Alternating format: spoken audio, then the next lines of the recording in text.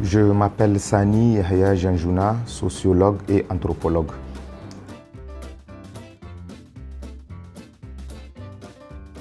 Nous savons que les activités génératrices de revenus, surtout les petites activités, comme on doit les appeler, sont le monopole des femmes.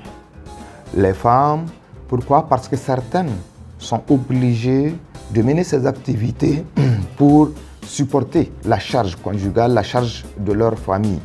Parce qu'il faut se dire qu'il y a des femmes qui sont chefs de foyer, qui sont chefs de ménage. Des femmes qui, souvent le mari est au chômage, ou le mari est dans une situation particulière d'handicap qui puisse ne pas lui permettre, en tout cas, de subvenir aux besoins de la famille. Au point où la femme elle-même est obligée justement de se mobiliser pour chercher les moyens pour leur subsistance. Alors, l'impact est réel. Pourquoi? Parce que généralement ces femmes, c'est la nuit qu'elles mènent ces activités. Soit le matin, soit la nuit. La nuit, dans le sens où en début de soirée, les jeunes, célibataires ou même certains, juste pour un petit coupe-faim, ils peuvent se permettre de chercher quelques beignets, quelques aliments en tout cas, en attendant l'heure du repas, pour calmer justement la petite faim. Dans la petite restauration, les femmes font légion au Niger.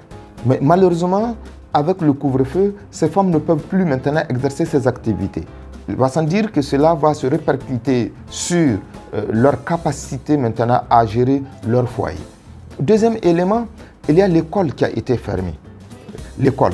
La plupart des cas, ces femmes, elles gagnent leurs revenus avec les activités de petite restauration qu'elles mènent dans la cour d'école, des écoles où elles vendent justement certains aliments et elles se retrouvent maintenant avec de quoi justement subvenir à leurs besoins. Mais malheureusement, la fermeture des écoles, mais en même temps, le couvre-feu institué donc fait en sorte que ces femmes maintenant n'arrivent plus à mobiliser ces revenus qui puissent quand même leur permettre de subvenir à leurs besoins familiaux.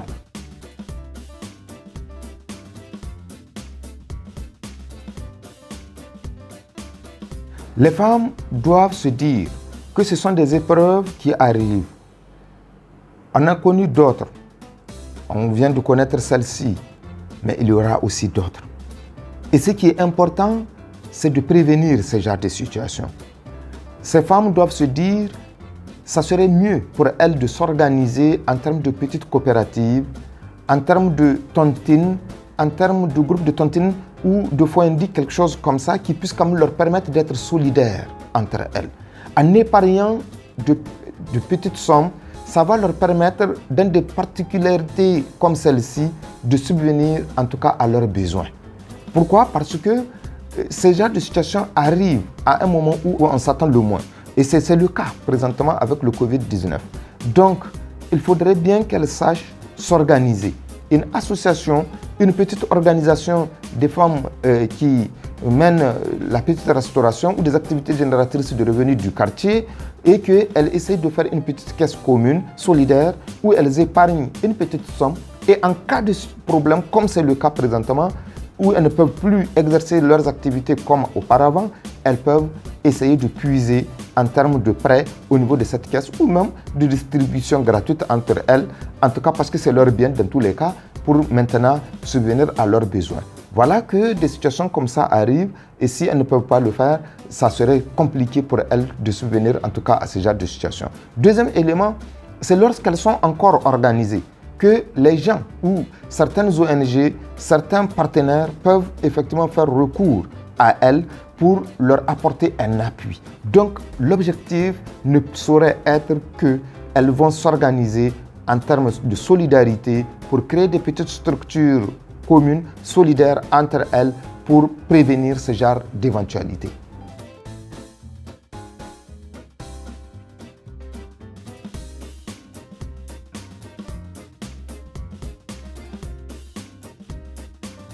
L'enrôlement au Niger, c'est une grande première, l'enrôlement biométrique. Il y a eu beaucoup de sensibilisation dans ce sens. Mais le problème qui se pose, c'est qu'on est on a affaire à une population quelque peu analphabète, mais en même temps très peu éveillée sur certaines questions liées à l'informatique par exemple.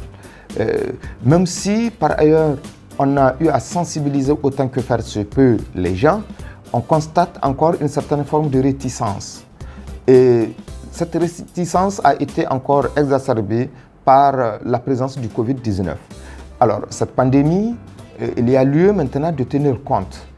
Je pense que après justement toute cette situation, lorsque nous aurons à finir avec, on va revenir sur cette question justement d'enrôlement. Là où ce n'est pas bien fait, là où ce n'est pas fait, ça va être en tout cas reconduit pour que les populations puissent quand même subvenir en tout cas à cette situation afin d'assumer pleinement leurs responsabilités citoyennes.